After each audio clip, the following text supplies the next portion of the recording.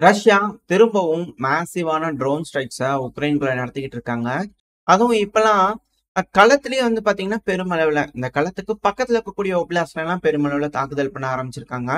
முதல்ல இந்த கெர்சன் பகுதியிலேருந்து போயிடலாம். அதாவது கெர்சனுக்கு பக்கத்துல மிக்கலைவ்னு இருக்கும். ஸோ அந்த பகுதிகள்ல இருக்கக்கூடிய ரெசிடென்ட்ஸ் மேலலாம் தாக்குதல் பண்ணியிருக்காங்க அப்படிங்கிறது போல நியூஸஸ் வந்துட்டு இருக்கு. பட் ஆனா அந்த இடத்துல பெருமளவுல உக்ரைனோட ராணுவம், மேற்குலேருந்து வரக்கூடிய சில நபர்கள், அது போல விஷயங்கள்லாம் இருந்தனால நாங்க தெரிஞ்சுக்கிட்டு தாக்குதல் பண்ணிக்கிறோம் அப்படிங்கிற ரஷ்ய தரப்புன்னு சொல்லிக்கிறாங்க. கையில வீடியோ பதிவுகள், இமேஜஸ்லாம் லோட் ஆயிருக்கும். பயங்கரமான தாக்குதல் இந்த மிக்கலைவ் பகுதியில் நடந்திருக்கு. அதே போல வந்து பாத்தீங்கன்னா, அப்படியே இந்த என்டையர் ஃப்ரண்ட் லைன்லயும் பல பகுதிகள்ல குறி வச்சு ரஷ்ய தரப்புன்னு தாக்குதல் பண்ணிக்கிறாங்க. இப்பலாம் ஒரு தூரத்துல இருக்கக்கூடிய அட்டாக்ஸை விட ட்ரோன்களை பயன்படுத்தி களத்துக்கு பக்கத்துல இருக்கக்கூடிய ஒப்லாஸ்ட்லாம் வந்து பாத்தீங்கன்னா பெருமளவுல தாக்குதல் பண்றாங்க. அதாவது களத்துல இல்ல, களத்துக்கு கொஞ்சம் பக்கத்துல இருக்கக்கூடிய ஒப்லாஸ்ட். உதாரணத்துக்கு சொல்லணும் அப்படின்னா கிரமடாஸ்க். இந்த கிரமடாஸ்க்லாம் வந்து பாத்தீங்கன்னா இதுவும் டொனஸ்க் ஒப்லாஸ்ட் தான் இருக்கு. இதெல்லாம் இத்தனை நாளா தாக்குதலுக்கு உட்படாத பகுதியா இருந்தது. களத்துக்கு பக்கத்துல இருக்கக்கூடிய பகுதியா இருந்தது. ஆனா இப்ப அங்கெல்லாம் பயங்கரமான ஷெல்லிங் நடந்துகிட்டு இருக்கு. அப்படின்னா ரஷ்யா ஒரு ஜம்ப் எடுத்திருக்காங்க. ஒரு பயங்கரமான ஒரு மூமெண்ட்ஸ் அந்த பகுதியில இருந்திருக்கு. சில பகுதிகள் அவங்களோட கட்டுப்பாட்டுக்குள்ள வந்திருக்குன்னு அர்த்தம். ரேஸ் டு கிரமடாஸ்க் அப்படிங்கிற நம்ம சொல்லியிருக்கோம். அந்த கிரமடாஸ்க் என்னைக்கு பிடிக்கப்படுது ரஷ்யானால அன்னைக்கு இந்த பிரச்சனை முடியும் அப்படிங்கிறதெல்லாம் சொல்லியிருந்தோம் இல்லையா? அதாவது யூகேவோட இன்டெலிஜென்ஸ் டிபார்ட்மெண்ட்லாம் சொல்லியிருந்தாங்க இல்லையா, ரேஸ் டு கிரமடாஸ்க். ஸோ அதை சொல்ல வந்தேன். இந்த கிரமடாஸ்க்லாம் ஃபார்வர்டு பேஸாவே வச்சிருந்தாங்க உக்ரைன் தரப்புல. ஆனா இப்ப அங்க வந்து ஷெல்லிங் நடந்துகிட்டு இருக்குது கான்ஸ்டன்டா. அது மட்டும் இல்லாம இப்ப சும்மிலாம் வந்து பாத்தீங்கன்னா பயங்கரமான தாக்குதல் பண்ணிருக்காங்க. சும்மிலையும் மக்கள் வாழும் பகுதியில் தாக்குதல் பண்றாங்க அப்படின்னு சொல்லிட்டு இருக்காங்க. சும்மில ஏன்னா அங்க இருந்தா கர்ஸ்க் ஒப்லாஸ்ட் ரஷ்யாவோட கர்ஸ்க்கு குறைஞ்சிட்டு இருக்காங்க. ஸோ அந்த பகுதியில வந்து பாத்தீங்கன்னா ரஷ்ய தரப்புல இருந்து ஒரு தாக்குதல் பண்ணிட்டு இருக்காங்க. இதுல என்னன்னா தரினோ, நிக்கலைவ் தரினோ இந்த பகுதி ரொம்ப ரொம்ப முக்கியம். இந்த சுதா பகுதியில இப்ப அதுவும் ரஷ்யாவோட கட்டுப்பாட்டுக்குள்ள வந்துருச்சு. அதுக்கான வீடியோ பதிவுகள் ரஷ்ய தரப்பு விட்டுக்கிட்டு இருக்காங்க.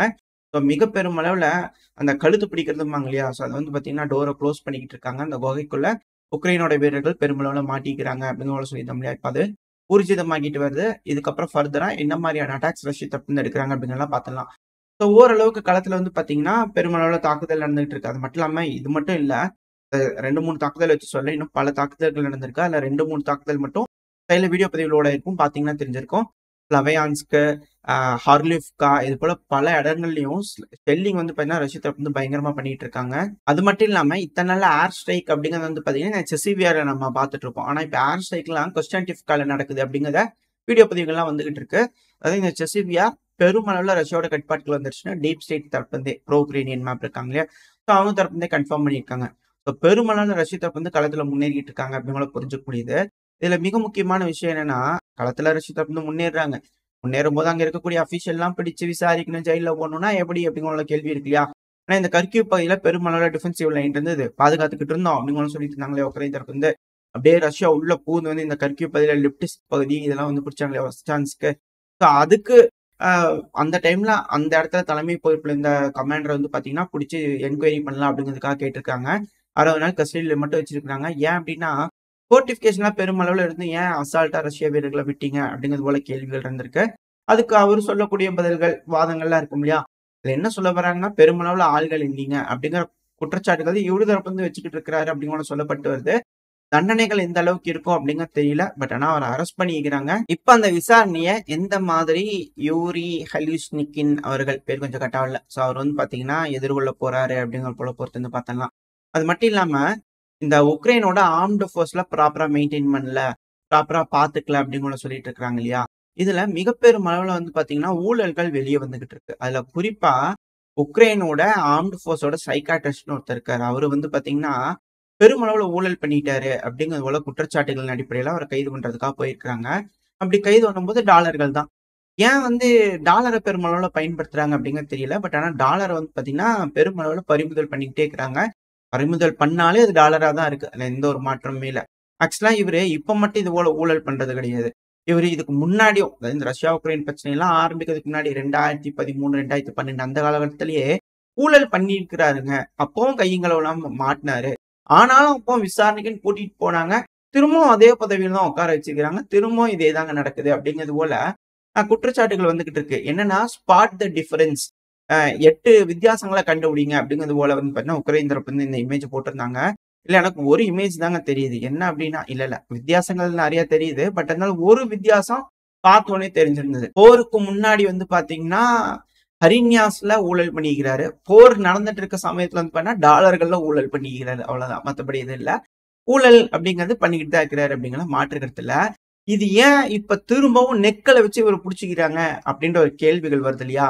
இதுக்கு பின்னாடி பல விசாரணைகள் போயிருக்கு. பல நபர்கள் மாட்டிக்கிறாங்க. அதாவது இந்த உக்ரைனோட சீஃப் சைக்காட்ரிஸ்ட் வொலாஃப் த்ரூஸ் அவர்கள் இந்த ஊழல்ல சிக்கிறதுக்கான மிக முக்கியமான காரணம் என்ன? ஒரு 2, 3 நாளைக்கு முன்னாடி வந்து பார்த்தீங்கன்னா, பல்கேரியால இது எல்லாமே தனித்தனி செய்திகள். சம்மந்தம் இல்லாம இருக்கும். ஒரு 2, 3 நாளைக்கு முன்னாடி அப்படி இப்படின்னு பேக்கிரவுண்ட்ல நடக்கக்கூடிய செய்திகள். இந்த செய்திகள்லாம் நான் லைனா பார்த்துட்டு அந்த கோர்வையா இருக்கும்போது, இது இப்படி லிங்க் ஆயிருக்கா அப்படின்னு எனக்கு தோணுனது. நான் உங்களுக்கு லிங்க்டா சொல்றேன். நான் இது லிங்கா வந்த செய்தி கிடையாது. நான் உங்களுக்கு லிங்க் பண்ணி சொல்றேன். என்னன்னா, ஒரு 2, 3 நாளைக்கு முன்னாடி பல்கேரியால இருக்கக்கூடிய ஒரு நபர் வந்து பார்த்தீங்கன்னா, இல்லீகலா உக்ரைனோட ஆளுங்கள் எல்லாத்தையும் டிபோர்ட் பண்ணிட்டு இருக்காரு. அதாவது ஹங்கேரி இந்த பகுதிக்கெல்லாம் வந்து பார்த்தீங்கன்னா கூட்டிட்டு போயிட்டு இருக்காரு இல்லீகலா அப்படிங்கிறது போல வந்து பார்த்தீங்கன்னா செய்திகளின் அடிப்படையில ஒரு நபரை பிடிச்சிருக்காங்க.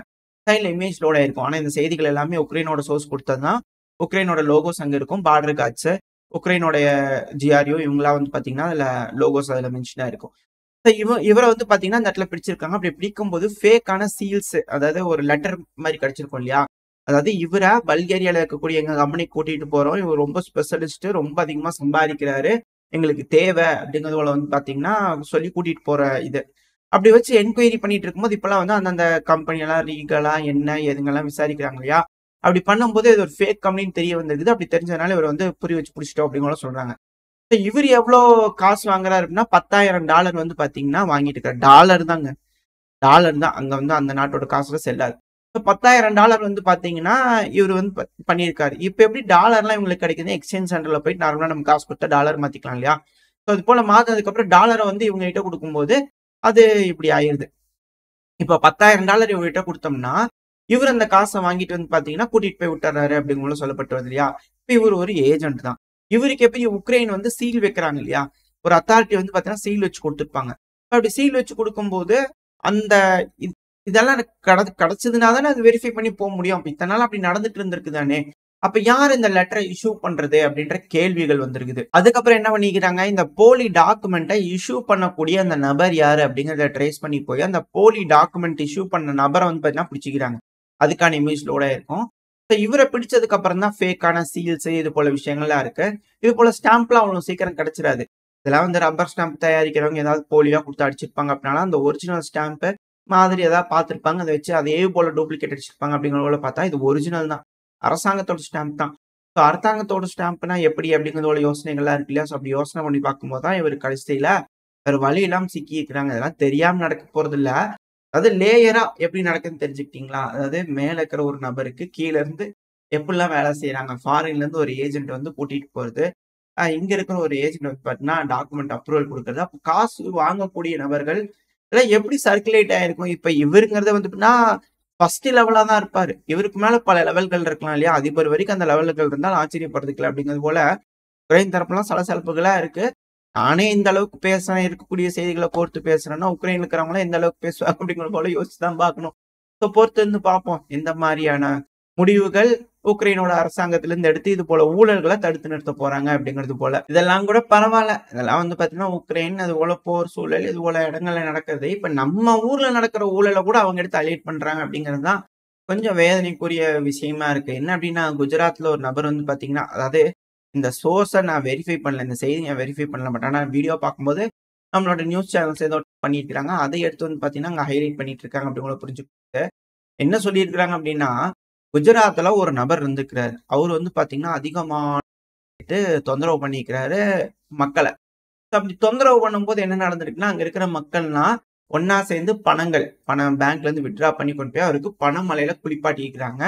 அந்த டைம்ல போலீஸ் கிட்ட கம்ப்ளைண்ட் பண்ணி இங்க பாருங்க கேட்டு உசுறு எடுக்கிறாருங்க அப்படிங்கிறது போல மிக பெருமளவுல பணம் கொடுத்து ப்ரொடெஸ்ட் பண்ணிக்கிறாங்க. ஒரு வினோதமான ப்ரொடெஸ்ட் அப்படிங்கிறது பாத்தீங்கன்னா அவங்க தரப்புல இருந்து பேசிட்டு இருந்தாங்க. என்ன ஏதுங்க தெரியல. நம்மளுக்கு குஜராத்துக்கு ரொம்ப டிஸ்டன்ஸா இருக்குது. அதனால நம்ம அது வேண்டாம் அப்படின்னு விட்டாச்சு. அடுத்த ஒரு செய்தி இதே அவ்வளவு ஒரு ரிசம்பிளன்ஸ்ல இருக்கக்கூடிய ஒரு செய்தி தான். போலாண்டோட முன்னாள் பிரைம் மினிஸ்டர் வந்து பாத்தீங்கன்னா ட்ரம்ப் அவர்கள் பதவி ஏத்துக்கிறார் இல்லையா? அதுக்காக ரேலி முன்னாடி வந்து பார்த்தீங்கன்னா சப்போர்ட்டுக்கு ப்ரீ ரேலி போகலாம் அப்படிங்கிறதுக்காக போலாண்டில் வந்து ஒரு ஆர்கனைஸ் பண்ணிக்கிறாங்க. ஸோ அதுக்கு வந்து பார்த்தீங்கன்னா இவர் பார்ட்டிசிபேட் பண்ணலாம் வந்திருக்காரு. நீங்களே எங்க இங்கே வரீங்க? ஐயோ வராதீங்க கிளம்புங்க அப்படிங்கிறது போல உங்களோட பாதுகாப்புக்கு தான் கிளம்புங்க அப்படிங்கிற போல வந்து பாத்தீங்கன்னா அனுப்பி விட்டுக்கிறாங்க. பார்ட்டிசிபேட் பண்ண விடல. இவரு வந்து பாத்தீங்கன்னா அதிருப்தி அடைந்திருக்கிறாரு. அதாவது எதோட வந்து நீங்க லிங்க் பண்ணியிருப்பீங்க அப்படிங்கிறது வந்து உங்களுக்கு புரிஞ்சிருக்கும். அதாவது ஆதரவா இருந்தாலும் சரி, புரொட்டஸ்டா இருந்தாலும் சரி, முன்னாளா இருந்தா என்ன, வருங்காலமா இருந்தா என்ன, யாரா இருந்தாலும் சரி, தற்காலத்துல வந்து பாத்தீங்கன்னா அலவுட் இல்ல. பர்மிஷன் கிடைக்காது. அப்படிலாம் வந்து மக்கள்கிட்ட வந்து திரும்பி பேர் வாங்கி என்ன பெரிய ஆளா இருக்கா அப்படிங்கிறது போல வந்துருது இல்லையா? அந்த ஒரு காரணத்தினாலயே என்னமோ தெரியல. தற்போது அரசாங்கமா இருக்கிறவங்க எல்லாம் இது போல ஏதாவது செய்யறாங்க அப்படின்னா அலோவ் பண்றது இல்ல அப்படிங்கறத புரிஞ்சுக்க முடியுது. இது ஸ்டேட் பாலிடிக்ஸ்ல இருந்து இன்டர்நேஷனல் பாலிடிக்ஸ் வரைக்கும் ஒரே பேட்டர்ன் தான். எந்த ஒரு சேஞ்சும் கிடையாது அப்படிங்கிற நம்மளால புரிஞ்சுக்க முடியுது. அடுத்து தாலிபான்கள் திரும்பவும் ஒரு ட்ரில் பண்ணக்கூடிய வீடியோ வந்து பார்த்தீங்கன்னா ரிலீஸ் பண்ணிக்கிறாங்க. நல்ல பேட்டர்ன் நோட் பண்ணுங்க. அதாவது இந்த சேனல்ல இந்த டெலகிராம் சேனல்ஸ்ல இல்ல நியூஸ் மீடியாஸ்ல வந்து பார்த்தீங்கன்னா இந்த தாலிபானோட நியூஸ்லாம் நீங்க ஃபாலோ பண்றீங்க அப்படின்னா இந்த கவர்மெண்ட் அவங்க ஃபாலோ பண்ணீங்கன்னா எப்பெல்லாம் இவங்க ட்ரில் பண்றாங்களோ அப்பத்துல இருந்து சில மாசங்கள்ல ஏதோ ஒரு நாடு மேல போர் தொடுத்துறாங்க. ஏதோ ஒரு நாடு மேல போய் தாக்குதல் பண்ணிட்டு இருக்காங்க. இது போல வீடியோக்கள் வரும். வந்ததுக்கு அப்புறம் சில மாசங்கள் கழிச்சு ஒரு நாடு மேல வந்து பார்த்தீங்கன்னா தாக்குதல் பண்ணுவாங்க. அதே போல பேட்டர்ன் திரும்பி நடக்குதா அப்படிங்கிற எண்ணங்கள் எனக்கு வந்திருக்கு. நான் திரும்பவும் ஒரு ட்ரில் வீடியோ வந்து பார்த்தீங்கன்னா பெருமளவுல எடுத்திருக்காங்க. இது யாருக்காக தயாராயிட்டு இருக்கு அப்படிங்கிறது தான் தெரியல. ஸோ வெயிட் பண்ணி பார்ப்போம் என்ன நடக்க போகுது. தாலிபான் அரசாங்கம் என்ன மாதிரியான முடிவுகள் எடுக்க போறாங்க அப்படிங்கிறத பார்த்தலாம். அடுத்து வந்து பாத்தீங்கன்னா நம்ம கொலம்பியா அங்க பார்த்தோம் இல்லையா? இஎல்என் குரூப், எஃப்ஏஆர்சிஸ் குரூப் இந்த 2 குரூப் இருக்கு. அதுல இஎல்என் குரூப்ப நம்ம ரெகுலரா பார்த்துட்டு இருக்கோம் இல்லையா? இந்த இஎல்என் குரூப் வந்து பாத்தீங்கன்னா மிரட்டல் குரூப் இருக்காங்க. இங்க பாருங்க எஃப்ஏஆர்சி குரூப் மரியாதையா துப்பாக்கியை கீழே போட்டு வந்து சரண்டர் ஆயிருங்க. இல்லைன்னா அவ்வளவுதான் அப்படிங்கிறது போல தான் மிரட்டல் விட. இதுக்கு அந்த எஃப்ஏஆர்சி குரூப் இருக்காங்களே அவங்க பதில் மிரட்டல். இங்க பாரு இஎல்என் குரூப் யாரு என்னன்னு எங்களுக்கு தெரியும். முடிச்சு விட்டுரும். வந்து என்கிட்ட சரண்டர் ஆயிருங்க. அப்படிங்கிற போல இவங்க ஒரு மிரட்டல்களோட மாறி மாறி விட்டுருக்காங்க. என்னன்னா சமீப காலமா ரஷ்யா உக்ரைன் பிரச்சனையில கொலம்பியாவோட மெர்சனரிஸ் வந்து அதிக அளவுல இறந்துகிட்டு இருக்காங்க. அதுக்கான வீடியோ பதிவுகள்லாம் வந்துகிட்டு இருக்கு. ஒரு வேலையா அப்படிங்கிற போல கேள்விகள் இருக்கு. இப்போ இஎல்என் குரூப் யாருக்கு சப்போர்ட்டா இருக்கிறாங்க? வெனிசுவேலாக்கு சப்போர்ட்டா இருக்கிறாங்க. ஸோ நீங்க அதை மேட்ச் பண்ணி வந்துக்கோங்க. இப்போ வெனிசுவேலால வேற பாவம் ட்ரம்ப் அவர்கள் பதவி ஏற்றதுல இருந்து தூக்கம் இல்லாம கஷ்டப்பட்டுட்டு இருக்காரு மதுரோ அவர்கள். ஓ ஆர்மி ட்ரில் பண்ணுங்கப்பா, நேவி ட்ரில் பண்ணுங்கப்பா, மேசிவான ட்ரில்லா இருக்கணும் அப்படிங்கிறது போல அமைதியா இருந்த ஊர்ல இப்படி கலகம் உருவாக்கிட்டீங்களே ட்ரம்ப் அவர்களே அப்படிங்கிறது போல பலரும் கேட்டுக்கிட்டு இருக்காங்க. பாவம் வெனிசுவேலால இப்ப ட்ரில் நடந்துகிட்டு இருக்கு. சரி ஓகே. அந்த காரணமும் தான் இந்த எஃப்ஏஆர்சி குரூப் டைரக்டா கொலம்போட ராணுவம் ஈலனை போய் அட்டாக் பண்றான்னு வச்சுக்கோங்களேன். அது சிவில் வாரா மாறுறதுக்கு அதிகமான வாய்ப்பு இருக்கு. இப்ப அவங்க அப்ரோச் பண்ணாம இன்னொரு குரூப்பை உருவாக்கி அந்த குரூப் வந்து இந்த குரூப்க்கு அட்டாக் பண்ணிக்கிறாங்க. இது வந்து ஒரு எப்படி சொல்றது குண்டாசுக்குழுக்குள்ள அடிச்சுக்கிட்டாங்கப்பா அப்படிங்கிறது போல சொல்லிட்டு போயிடலாம் இல்லையா? 2 ஆயுதம் ஏந்திய குழுக்களுக்குள்ள சண்டை நடந்துச்சு அப்படிங்கிற சொல்லிட்டு போயிடலாம் இல்லையா? ஸோ அதுக்காக இவங்க பாக்குறாங்களா அப்படிங்கிற போல கேள்விகள் இருக்கு. என்ன எதுவோ இவங்க 2 பேரும் மாறி மாறி அடிச்சுட்டு போறாங்க. ஏன்னா இது போல அமைப்புகள் இருந்தாதான் இன்னொரு நாட்டுக்குள்ள வந்து பாத்தீங்கன்னா அமைப்புகள் வழியா அமைப்புகளுக்கு ஆயுதம் கொடுத்துடலாம்.